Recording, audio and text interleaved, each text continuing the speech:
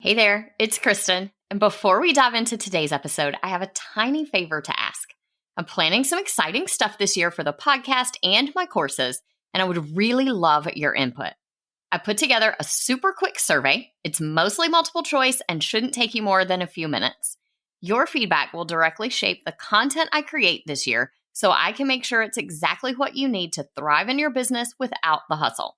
Because I know your time is precious, everyone who completes the survey gets entered into a giveaway where 2 lucky winners will get a $50 gift card to Amazon or Target, your choice. It's just a little thank you for helping me make this year on the show the best yet. Head over to kristendoyle.co/survey, or you can find the link in the show notes. The giveaway ends on April 14th, so don't wait too long. Hey TPT sellers, ready to see growth in your business? You're in the right place. Welcome to the Savvy Teacher Seller. I'm Kristen Doyle, and I'm here to give you no-fluff tools and strategies that will really make an impact on your sales. Let's get started, y'all.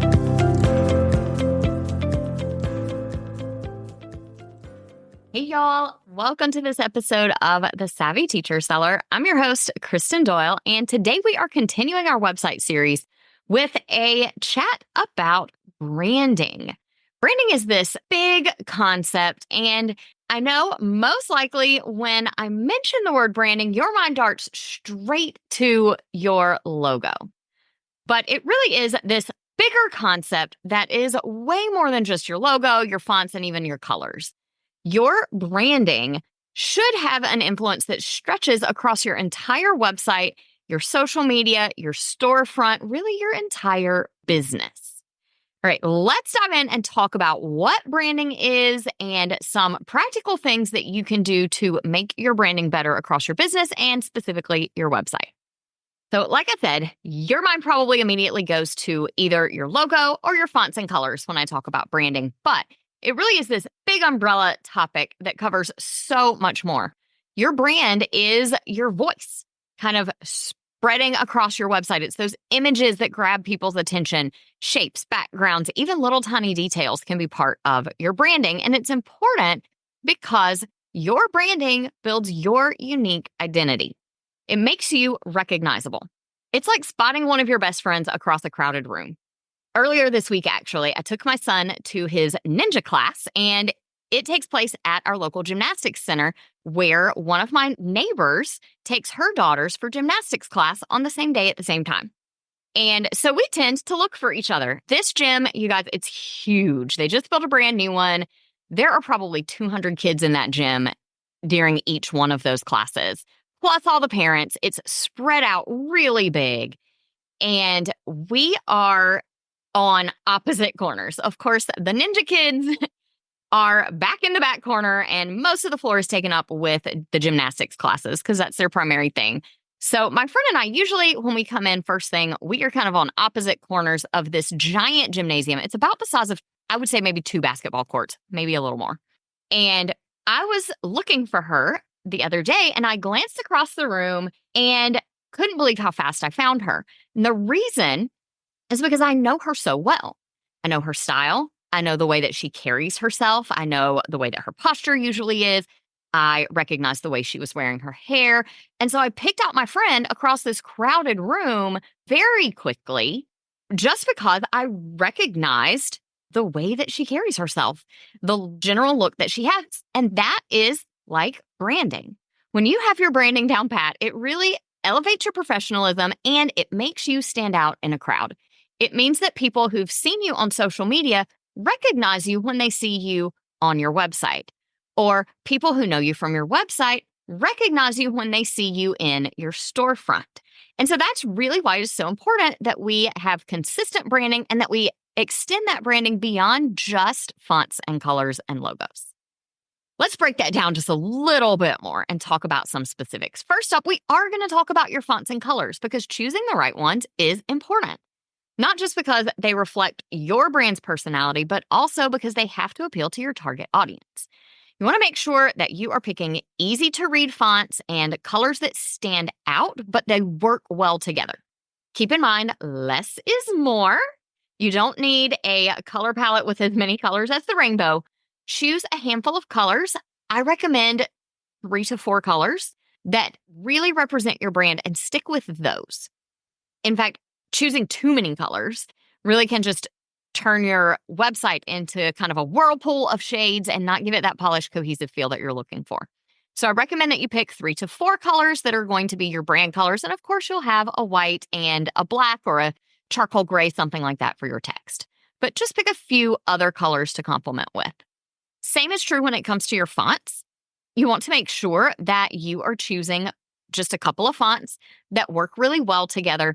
Ideally, on your website, you need one font for your headings, one font for the rest of your text, and then maybe an accent font that you use just a few places here and there. Another really important aspect of your branding is the imagery and the graphics that you're using.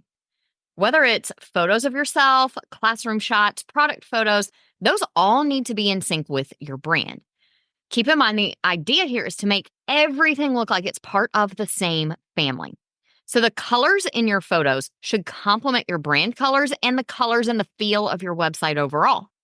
So if you have brand colors that are solid primary and secondary kinds of shades, we're talking about red, yellow, green, blue, then you want to avoid photos that are full of neon colors or pastels, and vice versa. You want to make sure that the colors in your photos complement the colors on your website and in your brand.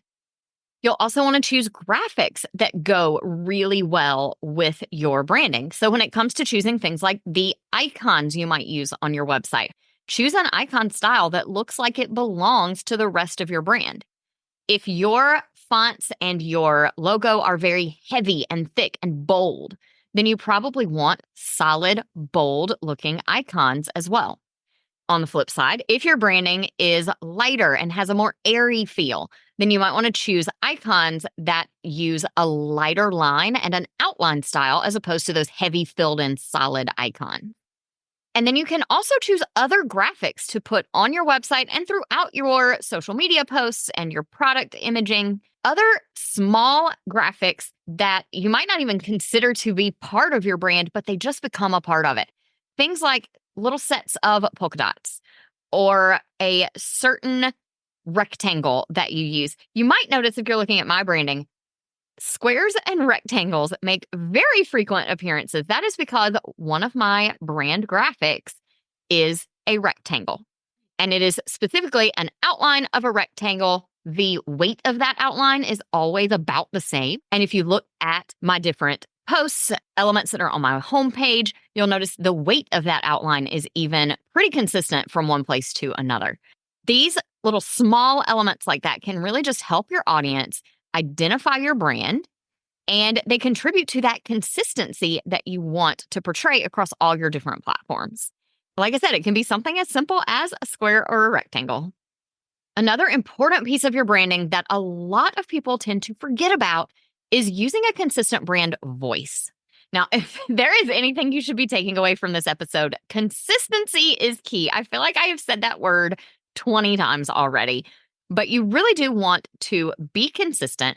You want to settle on a tone that is a good blend of confidence and setting yourself up as an expert, but also very approachable and friendly. You don't want to be that high and mighty expert who knows everything. You want to appear more like a wise friend who's already walked a day in their shoes and is there intent to help them with their journey. So when you're creating content or you are writing the words that are going to go on your website, ask yourself, does this sound like me? Would I say this in real life? Does this sound like the things I say to my friends? And if the answer is no, rewrite it and let everything that you write, whether it is going on your website or your social media or in emails, let it sound authentically you. Sometimes I find the best way to do this is to actually read it out loud to myself. It feels a little silly, but that really does help to give you a clear picture of whether the content you've written rings true to your voice and sounds authentically you or not.